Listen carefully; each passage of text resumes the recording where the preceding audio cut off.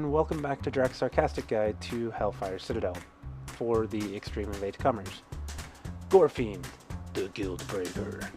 This will likely be your group's first real cockblock. The encounter changes aren't all that complicated from Heroic, but they have serious implications and severe repercussions if they're failed. The other wrench is that the mechanics select players at random in your group, so if you've been using your stronger players to kind of take the workload of your weaker players, you're going to run into some headaches. You're going to want 2 tanks, 4 to 5 healers, though in all honesty, in progression, you're probably going to want 5. Decent selection of ranged and melee, though more range does help.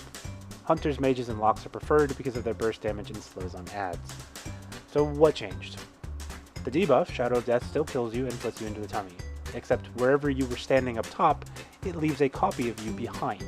You are now trapped down here in the tummy until either your tummy timer expires and you die, or your raid kills your copy and breaks you out. The simplest solution to handling this mechanic is to designate a sack point near the boss that all Shadow of Death players run to before getting sent down. You don't have a lot of time to get there, so expect the slower of your group to constantly be out of position. When you are down there as a DPS, kill things. It is important to note that bringing 2 adds to 50% HP is more desirable than killing one and letting the other go through it full. So if you're not all that great at dealing burst damage, probably best to just do as much damage to as many adds as you can, even if you can't do it. Tanks, we went ahead and alternated our legendary ring in the tummy in order to burst down our tank ad and come back up quickly, or at least be ready to be broken out quickly, as coming back up requires you to rely on someone else to be paying attention. Healers, same thing as DPS. Heal the adds like before, but don't let one go through with no heals while healing another one to full. Best to heal them all up as much as possible. So, who breaks who out in the tummy phase, or from the tummy phase? We assigned 1 Unholy Death Knight and 1 Warrior to spend their entire time on the copies and control who gets broken out. This is easily the highest learning curve job. To prevent your designated DPS from being in the tummy when they shouldn't be in the tummy, have them run into the pools on the pull and die. Break out their shadow copies immediately and voila, they will not get selected to go down. We actually do send a hunter down on the pull as well, and he remains in the tummy clearing the first few waves of adds. While this isn't required, it does significantly clean up the adds in the future. It is important to note though, the boss has an insanely huge hitbox.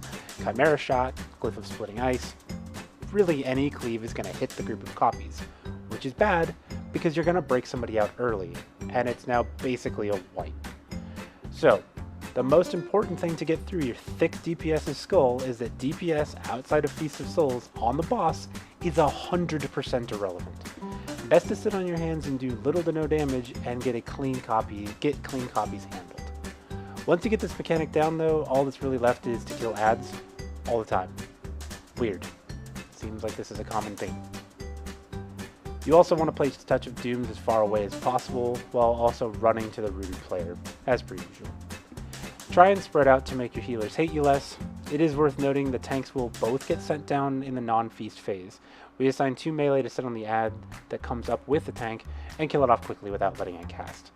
Once Feast of Souls starts, clean up the remaining ad, time less than ring, go ham! Shit, there's another mechanic. Isn't Mythic raiding fun?